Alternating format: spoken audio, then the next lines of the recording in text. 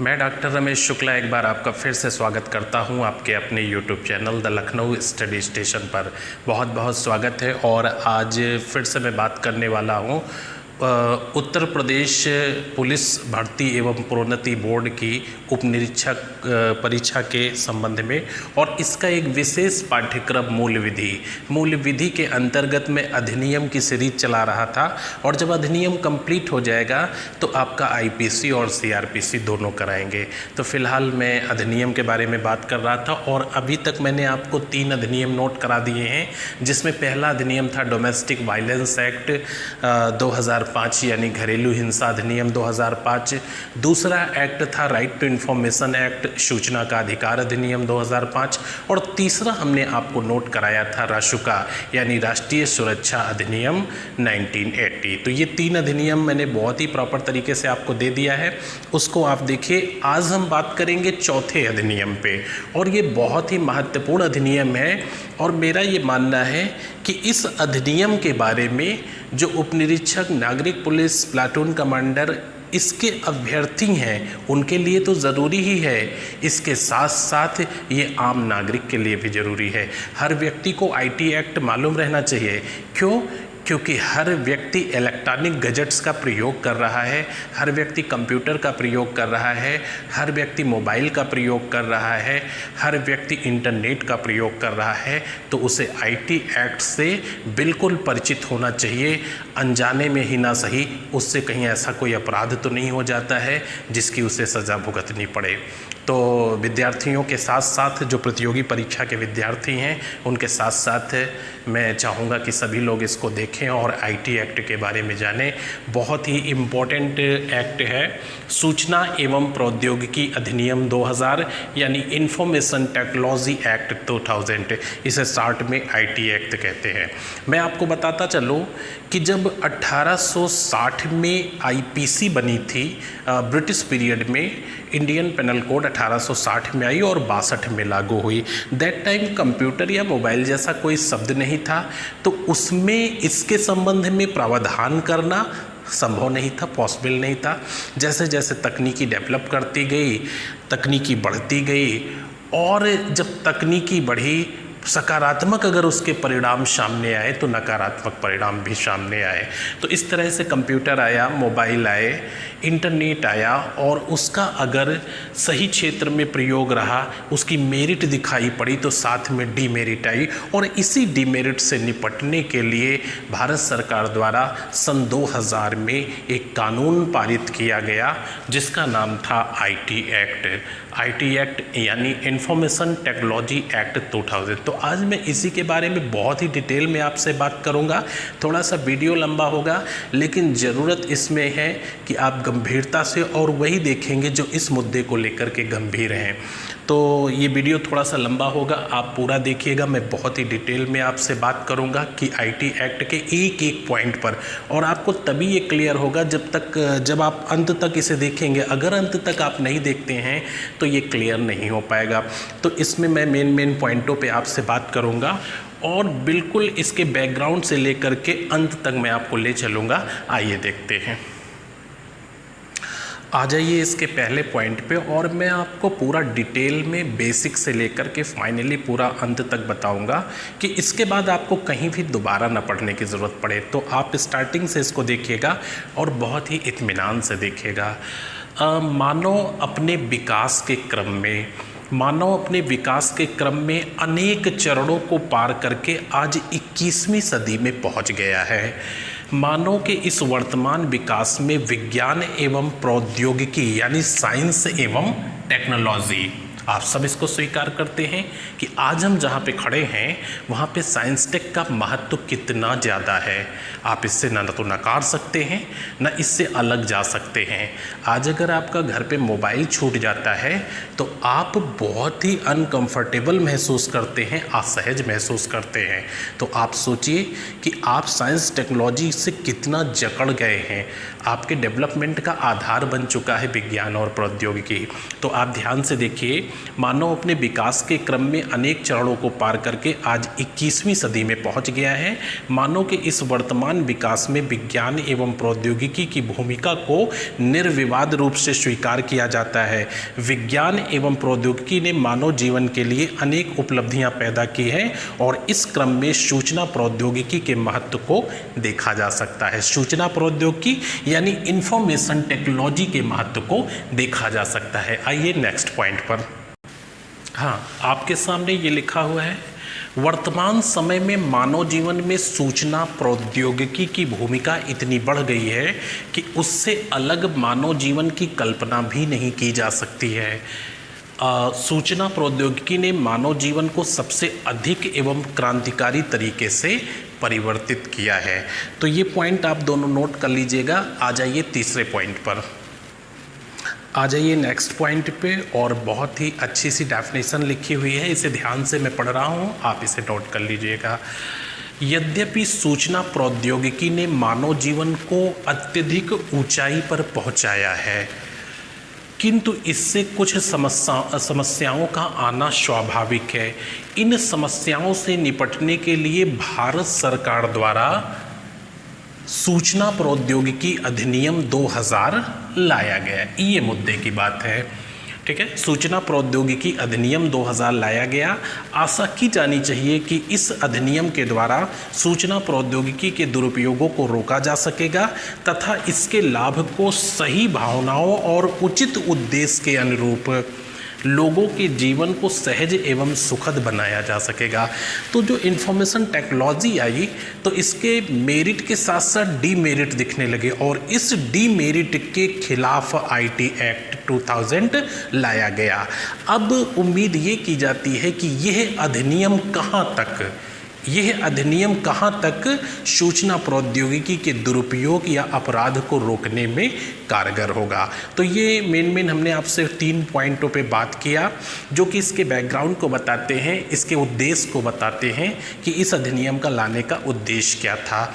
अब आपसे बात करूँगा इसकी धाराओं के बारे में और बहुत ही इम्पोर्टेंट तरीके से। आइए नेक्स्ट पॉइंट पे और बहुत ही इम्पोर्टेंट पॉइंट लिखा हुआ है, यहाँ पे फैक्ट हैं और इन फैक्टों को आप ध्यान से देखिएगा। स्टार्टिंग में 3 पैरा में मैंने इस अधिनियम की पृष्ठभूमि के बारे में बताया। अब यहाँ से फैक्ट वाइज स्टार्ट हो रहा है, तो फैक्ट पे पैनी नज़र रखिएगा और यहीं से क्वेरी आपसे की जाएगी। आइए, सूचना प्रौद्योगिकी विधेयक 9 जनवरी सन 2000 को संसद में पेश किया गया था। सूचना प्रौद्योगिकी विधेयक 9 जनवरी सन 2000 को संसद में पेश किया गया। मई 2000 में संसद से यह विधेयक पारित हुआ तथा 9 जून सन 2000 को राष्ट्रपति के हस्ताक्षर के पश्चात इस विधेयक ने अधिनियम का रूप धारण कर लिया। यानी जब संसद में विधेयक पेश किया गया और राज्यसभा लोकसभा दोनों से पारित हो गया और राष्ट्रपति के हस्ताक्षर हो गए, तो राष्ट्रपति के हस्ताक्षर के बाद विधेयक अधिनियम बन गया, यानी ऑर्डिनेंस एक्ट बन गया। इस विधेयक ने अधिनियम का रूप धारण किया। इसे 17 अक्टूबर, वेरी इंपॉर्टेंट डेट है, इसे 17 अक्टूबर सन 2000 को जम्मू कश्मीर राज्य सहित, वेरी इंपॉर्टेंट पॉइंट हमने इसलिए लिख दिया है कि अधिकतर अधिनियम जम्मू कश्मीर राज्य पर लागू नहीं होते थे, लेकिन आईटी एक्ट जम्मू कश्मीर राज्य पर भी लागू होता है। तो जम्मू कश्मीर राज्य सहित संपूर्ण भारत पर लागू किया गया। तो वेरी इंपॉर्टेंट पॉइंट है, अच्छे से पूरा नोट कर लीजिएगा कि आईटी अधिनियम जो था ये 9 जनवरी 2000 को संसद में पेश किया गया, मई 2000 में ये संसद ने पारित कर दिया और 9 जून सन 2000 को इस पर राष्ट्रपति के हस्ताक्षर हो गए और ये एक्ट के रूप में आ गया। 17 अक्टूबर सन 2000 को ये पूरी तरह से संपूर्ण भारत पर लागू हो गया। आइए नेक्स्ट पॉइंट पर आ जाइए, नेक्स्ट पॉइंट पे। और यहाँ से मैंने बताया कि फैक्ट स्टार्ट हैं, तो आप इन फैक्टों को बहुत अच्छे से समझते चलिएगा। पहला पॉइंट इसमें है, सूचना प्रौद्योगिकी अधिनियम 2000 में यानी इंफॉर्मेशन टेक्नोलॉजी एक्ट 2000 में टोटल 13 अध्याय तथा 94 धाराएं हैं। ये क्वेश्चन पूछा जाता है कि सूचना का अधिकार अधिनियम सूचना प्रौद्योगिकी अधिनियम 2000 में कुल कितनी धाराएं हैं? आंसर 94। तो इसको ध्यान रखिएगा, ये काफ़ी इम्पोर्टेंट है। 94 धाराएं हैं और 13 अध्याय हैं। तो 13 अध्याय के अंतर्गत 94 धाराएं हैं आपके आईटी एक्ट 2000 में। अब अधिनियम की धारा 1, तो अधिनियम की धारा 1 में क्या क्या कहा गया है ये चीज़ आप सुनिए।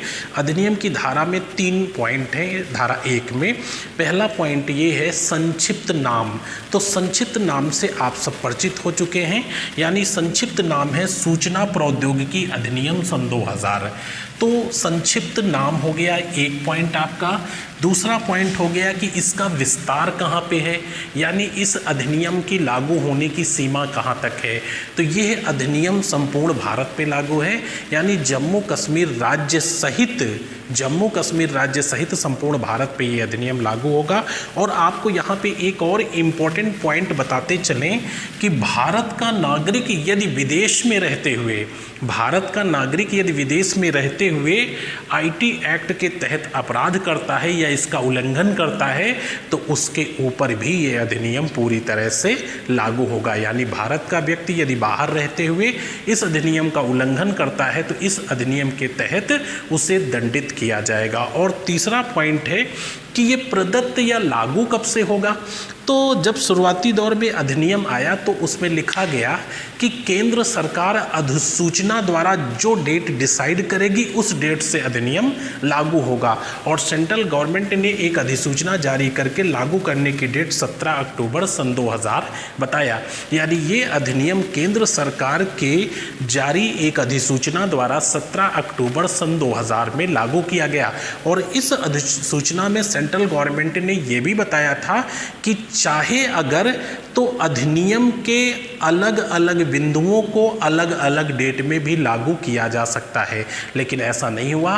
पूरा अधिनियम एक साथ लागू किया गया 17 अक्टूबर सन 2000 को। आ जाइए नेक्स्ट पॉइंट पर, आ जाइए अधिनियम की धारा 2 में। तो आईटी एक्ट 2000 की अधिनियम की धारा 2 जो है इसमें विभिन्न परिभाषाओं के बारे में बताया गया है। तो किस तरह की डेफिनेशन इसमें दी गई है, क्योंकि धारा 1 में तो इसका नाम बता दिया गया है, विस्तार बता दिया गया है और लागू कैसे होगा ये भी बता दिया गया है। अधिनियम की धारा 2 में कुछ परिभाषाओं को बताया गया है जो कि इस अधिनियम के अकॉर्डिंग ये होंगी। तो जैसे इंटरनेट क्या है, तो इंटरनेट की परिभाषा दी हुई है। साइबर कैफ़े क्या होता है, तो इसकी डेफिनेशन दी गई है कि इसे साइबर कैफे कहेंगे। या कंप्यूटर क्या होता है, तो कंप्यूटर की डेफिनेशन दी गई है कि इसे कंप्यूटर कहेंगे। अगर इस डेफिनेशन को फुलफिल करता है तो इसे हम कंप्यूटर कहेंगे। तो इसके अंतर्गत सूचना तकनीकी से जुड़ी विभिन्न परिभाषाओं के बारे में बताया गया है, जैसे इंटरनेट क्या है, कंप्यूटर क्या है, साइबर कैफे क्या है आदि। तो ये ध्यान रखिएगा। नेक्स्ट पॉइंट अधिनियम की धारा 4 है इलेक्ट्रॉनिक सूचनाओं की विधि मान्यता। ये वेरी इंपॉर्टेंट पॉइंट है, आप इसको नोट करिए और इसको ध्यान रखिएगा, ये बहुत ही इंपॉर्टेंट है और पूछा जाता है।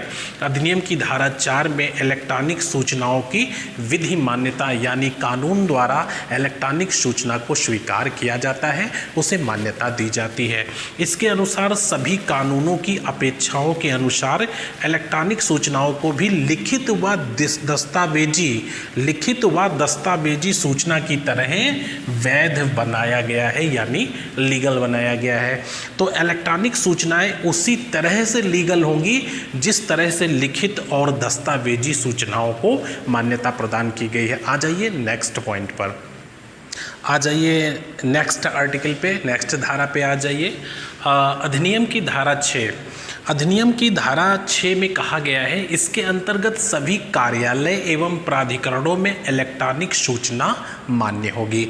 पहले धारा 4 में हमने आपको बताया कि सूचना वैध होगी उसी तरह से जैसे लिखित या दस्तावेजी सूचना वैध होती है, और अधिनियम की धारा 6 में बताया गया है कि सभी कार्यालय एवं प्राधिकरणों में इलेक्ट्रॉनिक सूचना मान्य होगी। तो ये पॉइंट ध्यान में रखिएगा कि अधिनियम की धारा 6 के अंतर्गत इलेक्ट्रॉनिक सूचनाएं सभी कार्यालय, मंत्रालय एवं प्राधिकरणों में पूरी तरह से मान्य होंगी। नेक्स्ट पॉइंट पे आ जाइए। अधिनियम की धारा 43 बहुत ही इंपॉर्टेंट है, इसको ध्यान रखिएगा। अधिनियम की धारा 43 यानी 43 में कहा गया है, इसके अंतर्गत कोई भी व्यक्ति, इस धारा के अंतर्गत कोई भी व्यक्ति किसी व्यक्ति के कंप्यूटर या उसके उपकरणों से छेड़छाड़ या नुकसान पहुंचाता है तो वह 3 वर्ष के कारावास एवं 5 लाख रुपए के जुर्माने से दंडित किया जाएगा। यानी अधिनियम की धारा 43, आईटी एक्ट की धारा 43 में कहा गया है कि कोई भी व्यक्ति किसी व्यक्ति के कंप्यूटर, उसके उपकरण से छेड़छाड़ करता है या उसे नुकसान पहुंचाता है तो उसे इस अधिनियम की धारा 43 के तहत दंडित किया जाएगा। और दंडित किससे किया जाएगा? 3 वर्ष के कारावास एवं 5 लाख रुपए के जुर्माने से। आ जाइए नेक्स्ट पॉइंट पर। आ जाइए नेक्स्ट पॉइंट में अधिनियम की धारा 44 पे, 44 पे, आईटी एक्ट की धारा 44। तो इसमें कहा गया है, इसके अंतर्गत किसी सूचना प्रौद्योगिकी व्यवसायी द्वारा, यानी आईटी के क्षेत्र में जिसका प्रतिष्ठान है, जो व्यवसाय कर रहा है, इसके अंतर्गत किसी सूचना प्रौद्योगिकी व्यवसायी द्वारा जानकारी, विवरणी आदि देने में असफल रहने के लिए दंड का प्रावधान किया गया है। यानी जो व्यक्ति आईटी एक्ट के तहत व्यवसाय कर रहा है, उद्यम कर रहा है, तो जांच के दौरान मांगे जाने पर उसे सूचना, विवरण आदि उपलब्ध कराना पड़ेगा। यदि ऐसा करने में वो असफल होता है तो उसे 1.5 लाख रुपए के जुर्माने से दंडित किया जाएगा। और यदि वो देने में विलंब करता है तो 5,000 रुपये प्रतिदिन की दर से उसे अर्थदंड देना होगा। तो 2 पॉइंट ध्यान रखिएगा यहाँ पे। पहला पॉइंट ये है कि आईटी एक्ट के तहत यदि कोई व्यक्ति कोई व्यवसाय कर रहा है, कोई उद्यम चला रहा है और उससे जांच के दौरान इन्वेस्टिंग जो ऑफिसर हमारे हैं वो अगर विवरण मांगते हैं, सूचना मांगते हैं और वो ऐसा करने में असफल रहता है तो उसे 1.5 लाख रुपये जुर्माने से दंडित किया जाएगा। और यदि वो विलंब करता है तो 5,000 रुपये प्रतिदिन के हिसाब से उसे अर्थदंड देना होगा। इसी धारा में एक मैं आपको नोट छोटा सा लिखाना चाहता हूँ, तो आइए देख लीजिए नोट क्या है। ये अधिनियम की धारा 44 जो मैंने आपको बताई, उसी के अंतर्गत ये एक नोट आप लिख लीजिए। यदि व्यवसाय में बही खाता रखना आवश्यक है, बही खाता का मतलब लेज़र रजिस्टर एक तरह का जिस पे पूरा विवरण रहता है, तो व्यवसाय में यदि बही खाता रखना आवश्यक है तो उसे प्रस्तुत करने में होने वाले विलंब के लिए प्रतिदिन 10,000 रुपये के जुर्माने द्वारा दंडित किया जाएगा। तो ये चीज़ ध्यान रखिएगा कि आईटी एक्ट के तहत ऐसा कोई व्यवसाय किया जा रहा है जिसमें लेज़र मेंटेन करना इम्पोर्टेंट है और अगर मांगे जाने पे लेज़र उपलब्ध नहीं करा पाते हैं, विलंब हो रहा है, तो प्रतिदिन 10,000 रुपये के हिसाब से अर्थदंड आपके ऊपर लगाया जाएगा। आ जाइए नेक्स्ट पॉइंट पर। आइए अधिनियम की धारा 45 पे, अधिनियम की धारा 45 पे। तो आईटी एक्ट की धारा 45 में कहा गया है अवशिष्ट जुर्माना। सवाल ये उठता है कि अवशिष्ट जुर्माना क्या है? तो जैसे किसी अपराध के लिए किसी जुर्माने का अधिनियम में उल्लेख किया गया है, लेकिन एक ऐसा अपराध है जिसके संबंध में कोई जुर्माना या सजा का वर्णन नहीं किया गया है, उसे अवशिष्ट जुर्माना कहेंगे। तो अवशिष्ट जुर्माने में आप देखिए 45 में मेंशन किया गया है, तो ये हमारा इम्पोर्टेंट हो जाता है कि आईटी एक्ट की किस धारा में अवशिष्ट जुर्माने का प्रावधान किया गया है। तो 45 में इसके अंतर्गत जब किसी व्यक्ति ने आईटी एक्ट के तहत कोई सामान्य अपराध किया हो जिसका किसी धारा में मेंशन ना हो, तो इसके अंतर्गत किसी व्यक्ति ने आईटी एक्ट के तहत कोई सामान्य अपराध किया हो और दंड उल्लेखनीय ना हो, यानी अधिनियम में दंड मेंशन ना हो, तो उस स्थिति में वहाँ पर 25,000 रुपये के जुर्माने से दंडित किया जाएगा। यानी अवशिष्ट जुर्माने की जो राशि होगी वो 25,000 होगी और आईटी एक्ट के तहत किए गए किसी सामान्य अपराध के लिए होगी। इस अपराध का वर्णन उल्लेखनीय यहाँ पे नहीं होगा और न ही इसके लिए दंड का प्रावधान उल्लेखनीय होगा। आ जाइए नेक्स्ट पॉइंट पे। अधिनियम की धारा 48, तो अधिनियम की धारा 48 में कहा गया है कि अगर साइबर जो एक्ट बना हुआ है, आईटी एक्ट बना हुआ है, इसके तहत कोई अपराध होता है तो हम अपील कहाँ करेंगे। तो इसके लिए साइबर अपीलीय अधिकरण की स्थापना का प्रावधान किया गया है, और इसका जो प्रावधान किया गया है वो अधिनियम की धारा 48 में किया गया है, और इनकी स्थापना सेंट्रल गवर्नमेंट द्वारा की जाएगी। इसके अंतर्गत केंद्र सरकार अधिसूचना द्वारा साइबर अपील अधिकरण नामक एक या एक से अधिक अधिकरणों की स्थापना का प्रावधान करेगी। तो अधिनियम की धारा 48 में साइबर अपीलीय अधिकरण की स्थापना का प्रावधान किया गया है, जो कि सेंट्रल गवर्नमेंट द्वारा किया जाएगा, और ये एक से अधिक भी हो सकता है। आ जाइए नेक्स्ट पॉइंट पर। आइए नेक्स्ट पॉइंट पे, आपने देखा कि अधिनियम की धारा 48 में जो है अपीलीय अधिकरण की स्थापना का प्रावधान किया गया था, और इसकी धारा 49 यानी आईटी एक्ट की धारा 49 में साइबर अपीलीय अधिकरण की संरचना के बारे में बताया गया है। तो इसे ध्यान से देखिएगा।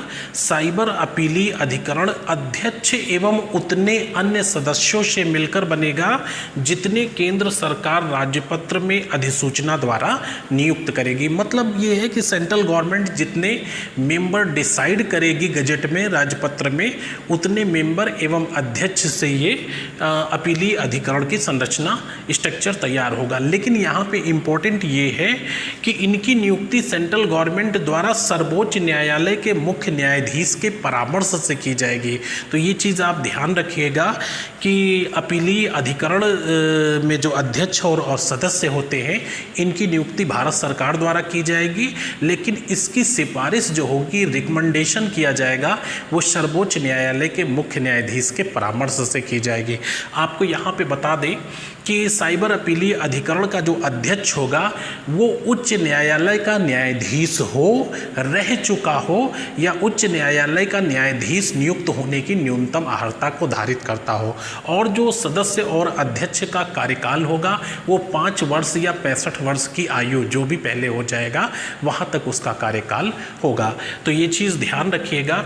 और अध्यक्ष या सदस्यों को हटाने का जो अधिकार है वो राष्ट्रपति के पास सुरक्षित होगा।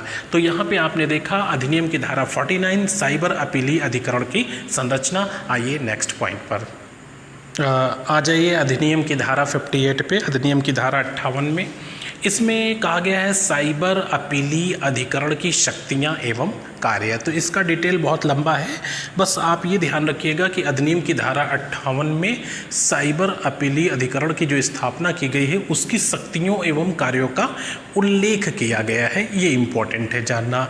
तो अधिनियम की धारा 58 में साइबर अपीलीय अधिकरण की शक्तियाँ एवं कार्य, ये इंपॉर्टेंट है, ध्यान रखिएगा। नेक्स्ट पॉइंट, अधिनियम की धारा 61 है सूचना प्रौद्योगिकी अधिनियम के तहत सिविल न्यायालय की अधिकारिता का न होना। ये काफ़ी इंपॉर्टेंट है। यहाँ पे आप ध्यान रखिएगा कि सिविल न्यायालय को इसके संबंध में कोई भी अधिकार नहीं दिया गया, वो इसकी अधिकारिता से बाहर है। तो इम्पोर्टेंट पॉइंट ये है यहाँ पे कि पहली चीज़, ये वाद साइबर अपीलीय अधिकरण में लाया जाएगा, और अगर इसके खिलाफ वाद लाया जाना है तो आपको हाई कोर्ट में वाद लाना पड़ेगा, यानी यहाँ से अब आप हाई कोर्ट में अपील कर सकते हैं। तो ये चीज़ मेंशन की गई है सेक्शन 62 में। अधिनियम की धारा 62 में कहा गया है सूचना प्रौद्योगिकी अधिनियम के तहत त्रुटिवश दिए गए निर्णय के खिलाफ अपील। तो कहाँ अपील की जा सकती है? इसके अंतर्गत किसी व्यक्ति के खिलाफ त्रुटिवश या भूलवश कोई निर्णय हो गया है तो उसके खिलाफ उच्च न्यायालय में अपील की जा सकती है। यानी जो साइबर अपीलीय अधिकरण बनाया गया है, अगर यहाँ पे कोई ऐसा निर्णय हो जाता है जो गलत है, बाई मिस्टेक हो गया है, तो इसके खिलाफ आप अपील कहाँ कर सकते हैं? हाई कोर्ट में कर सकते हैं। और ये अधिनियम की धारा 62 में मेंशन किया गया है, और 61 में बताया गया है कि सिविल न्यायालय की अधिकारिता से ये बाहर होगा। आ जाइए नेक्स्ट पॉइंट पर। आपके सामने अधिनियम की धारा 65 मेंशन हो रही है और आपको सामान्य तौर पे देखने में ये अधिनियम की धारा 43 से टैली करती हुई नज़र आएगी, लेकिन ये डिफरेंट है। हालांकि दोनों में दंड का प्रावधान सेम है। यहाँ पे भी 3 वर्ष का कारावास एवं 5 लाख रुपए का जुर्माना है और अधिनियम की धारा 43 में भी 3 वर्ष का कारावास एवं 5 लाख रुपए का जुर्माना है, लेकिन ये दोनों अलग हैं। वो कंप्यूटर एवं कंप्यूटर के उपकरणों से छेड़छाड़ है और ये कंप्यूटर कार्यक्रम, कंप्यूटर प्रणाली और कंप्यूटर नेटवर्क, तो ये कह सकते हैं वो एक तरह से हार्डवेयर और ये सॉफ्टवेयर के साथ छेड़छाड़ है। तो दोनों में ये बेसिकली अंतर है। तो अधिनियम की धारा 43 और अधिनियम की धारा 65, यहाँ पे कहा गया है कंप्यूटर साधन कोड, कंप्यूटर साधन कोड या दस्तावेज से छेड़छाड़ है और वहाँ पे क्या गया है उपकरणों से छेड़छाड़ है। तो इसके अंतर्गत यदि कोई व्यक्ति कंप्यूटर कार्यक्रम, कंप्यूटर प्रणाली जो सिस्टम है या कंप्यूटर नेटवर्क के लिए प्रयोग किए जाने वाले साधन कोड से छेड़छाड़ करता है तो उसे इस अधिनियम के तहत 3 वर्ष के कारावास एवं 5 लाख रुपए के जुर्माने से दंडित किया जाएगा। तो ये चीज़ आप ध्यान रखिएगा कि काफ़ी इंपॉर्टेंट है। कंप्यूटर साधन कोड या दस्तावेजों से छेड़छाड़ के लिए जो दंड का प्रावधान किया गया है वो अधिनियम की धारा 65 में किया गया है। आइए नेक्स्ट पॉइंट पे। अधिनियम की धारा 66 यानी 66, अधिनियम की धारा 66 में कहा गया है किसी सूचना या वेबसाइट को हैक करना। तो ये धारा थोड़ी सी लंबी हो जाएगी, इसमें 66 का खा गा करके कई हैं, तो मैं एक एक करके आपको बता दूंगा। पहले आप देखिए 66, किसी सूचना या वेबसाइट को हैक करना।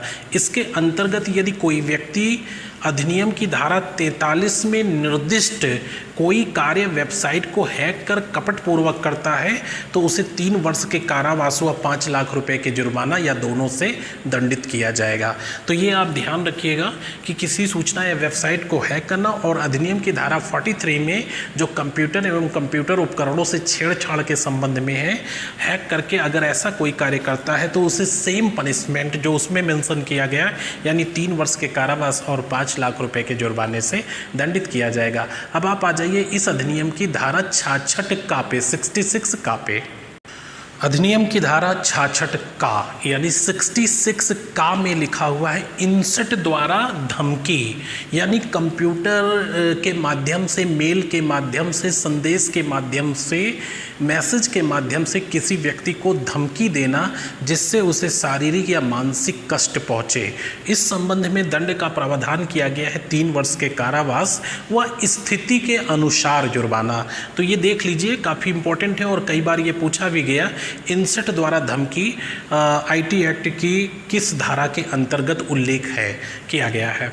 तो जब किसी इंसट या कंप्यूटर के माध्यम से कोई व्यक्ति किसी व्यक्ति को दुर्भावना से धमकी देता है या जिससे उस व्यक्ति को शारीरिक हानि व मानसिक कष्ट पहुंचता है तो उसे 3 वर्ष के कारावास व स्थिति के अनुसार जुर्माने से दंडित किया जाएगा। तो इसको अच्छे से लिख लीजिएगा, ये इंपॉर्टेंट है। आ जाइए 66 खा।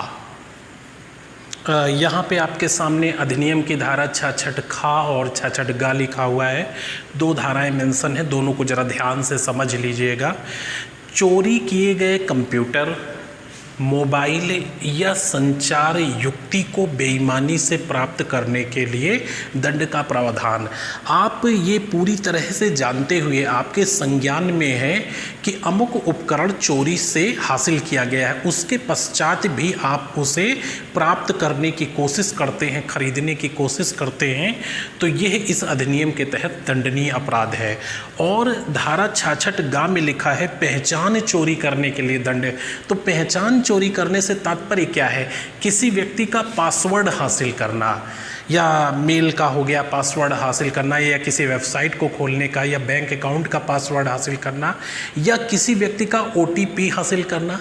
ये पहचान चोरी करने के लिए दंड का प्रावधान अधिनियम की धारा 66 गा में किया गया है। डिजिटल सिग्नेचर हो गया, पासवर्ड हो गया, OTP, इनकी चोरी ये आता है पहचान चोरी के अंतर्गत। तो इन दोनों के लिए जो दंड का प्रावधान किया गया है वो इस अधिनियम में एक जैसा किया गया है।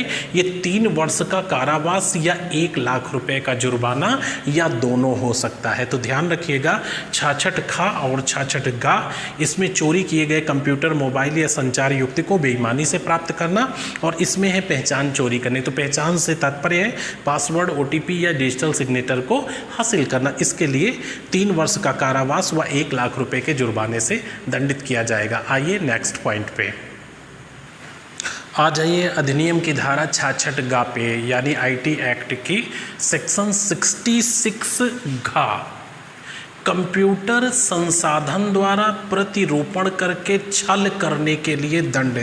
प्रतिरूपण का मतलब होता है उसकी डुप्लीकेसी या कूट रचित दस्तावेज बनाना, डुप्लीकेसी करना, प्रतिरूपण करके छल करने के लिए दंड का प्रावधान किया गया है। तो कंप्यूटर के माध्यम से या संचार प्रौद्योगिकी के माध्यम से किसी दस्तावेज का प्रतिरूपण करके छल करने के लिए दंड का प्रावधान किया गया, और इसमें जो है 3 वर्ष का कारावास और 1 लाख रुपए के जुर्माने का प्रावधान किया गया है। अगला पॉइंट आपका है 66 अंगा, यानी अधिनियम की धारा 66 अंगा में एकांतता के अतिक्रमण के लिए दंड का प्रावधान किया गया।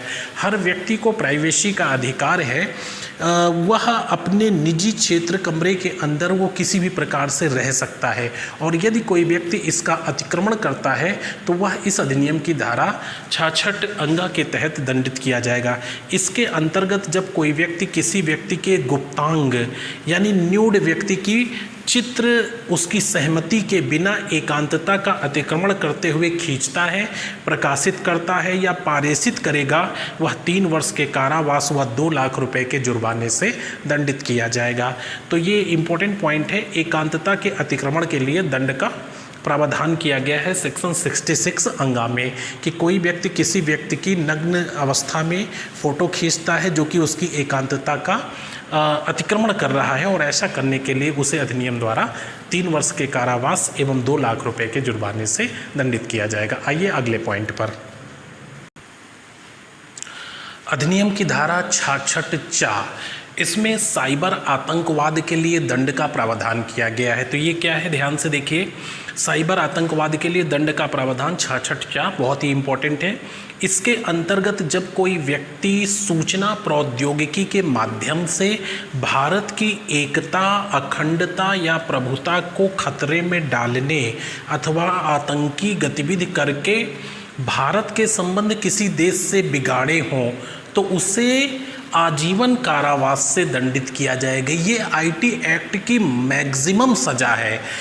अक्सर सवाल आ जाता है कि सूचना प्रौद्योगिकी अधिनियम के तहत अधिकतम सज़ा क्या है, तो 10 लाख रुपए जुर्माना और आजीवन कारावास। तो आजीवन कारावास इसी के अंतर्गत है, साइबर आतंकवाद के लिए दंड जिसमें आजीवन कारावास का प्रावधान किया गया।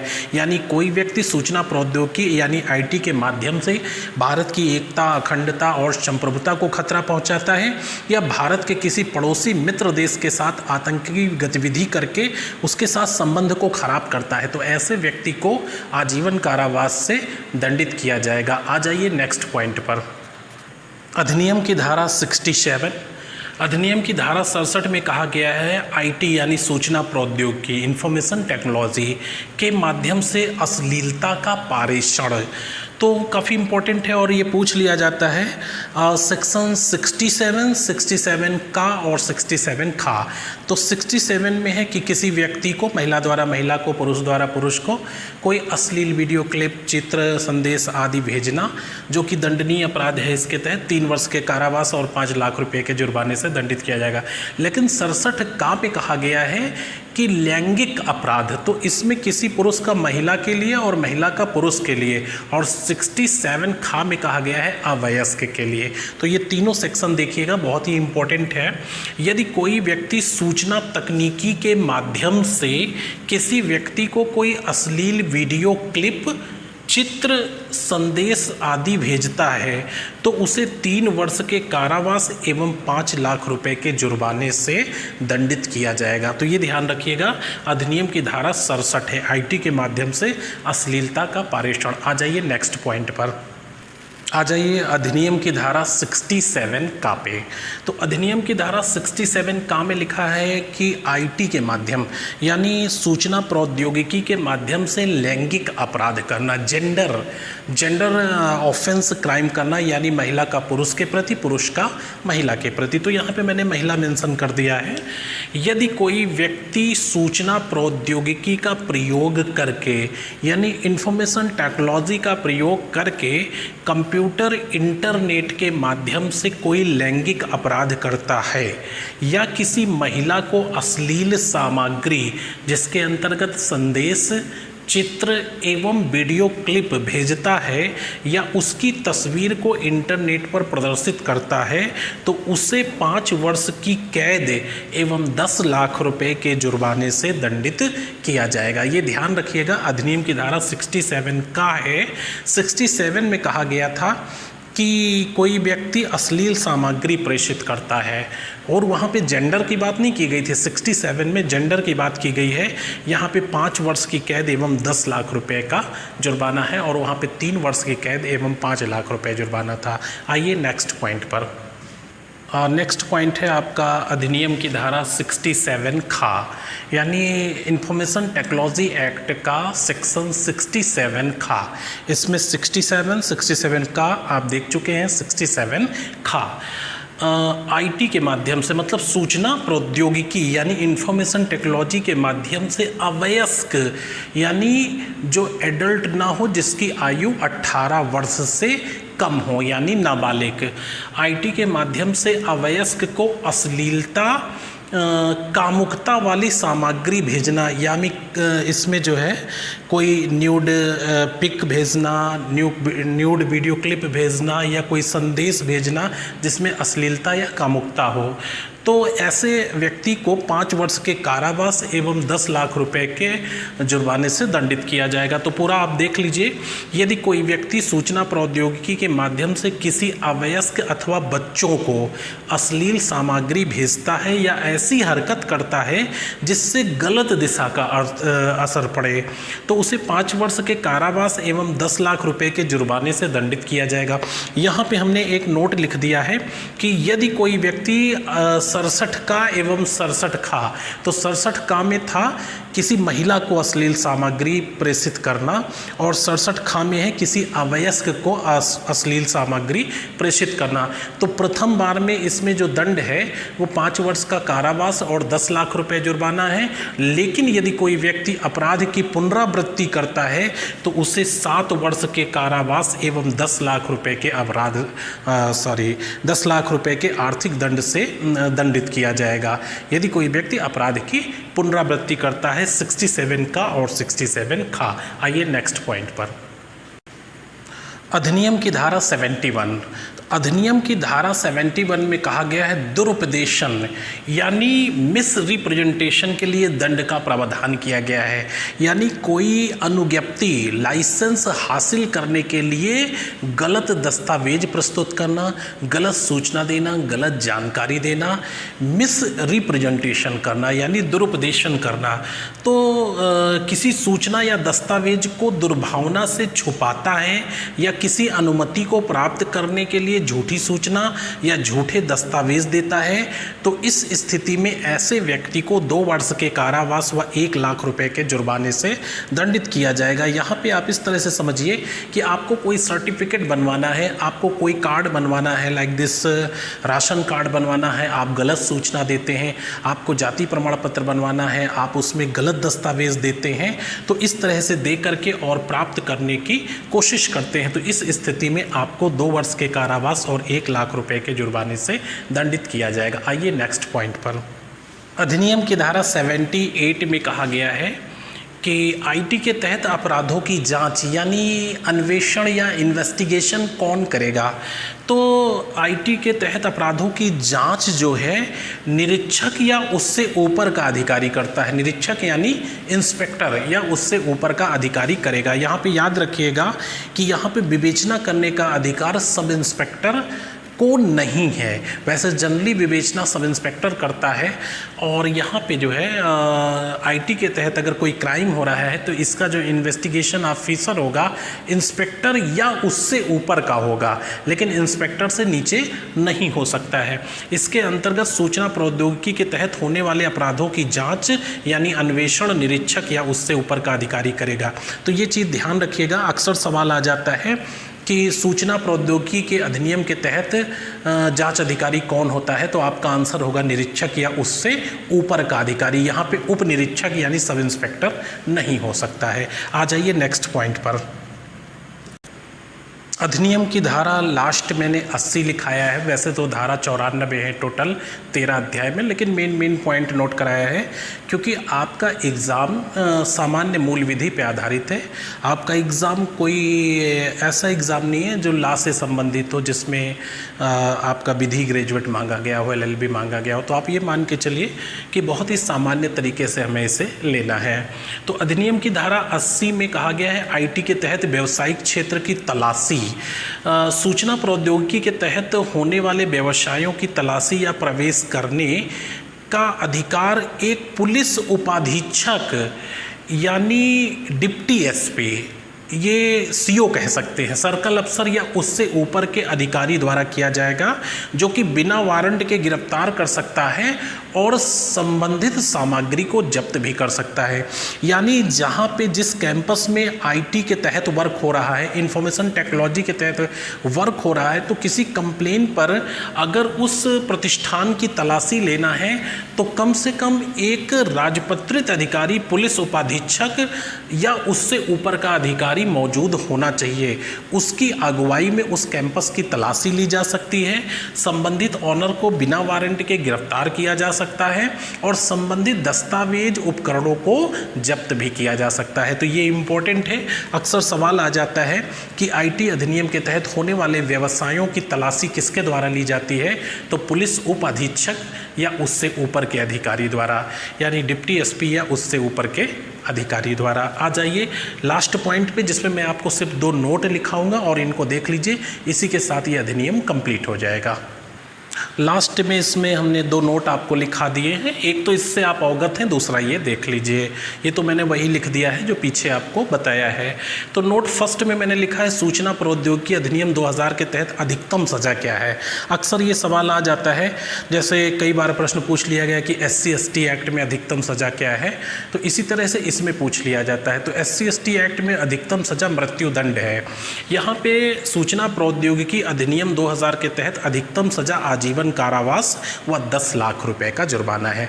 तो मैक्सिमम जो कैद है वो आजीवन कारावास है और जो मैक्सिमम जुर्माना है वो 10 लाख रुपए है।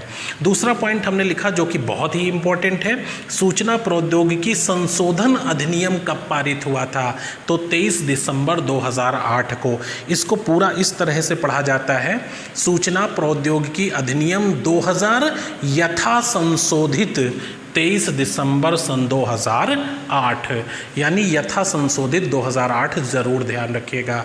तो IT एक्ट में जो संशोधन हुआ था वो 23 दिसंबर 2008 को हुआ था। इस संशोधन के साथ ये राज्यसभा और लोकसभा दोनों से पारित हुआ था। तो इस तरह से आपने पूरा पढ़ा इंफॉर्मेशन टेक्नोलॉजी एक्ट, जो कि बहुत ही इम्पोर्टेंट है। और ये मैंने चौथा अधिनियम आपको बताया है, थोड़ा सा बड़ा था, लेंदी था, लेकिन आप मान के चलिए कि पेपर में सर्टेनली क्वेश्चन आएगा। इससे संबंधित ऑब्जेक्टिव प्रश्न कैसे बनते हैं वो मैं आपको नेक्स्ट वीडियो में किसी में बताऊंगा। तो अभी आप देखते रहिए और नोट्स बनाते रहिए, वीडियो को पूरा देखिए। मिलेंगे आपको अगले अधिनियम में, तब तक के लिए शुभकामनाएं, धन्यवाद।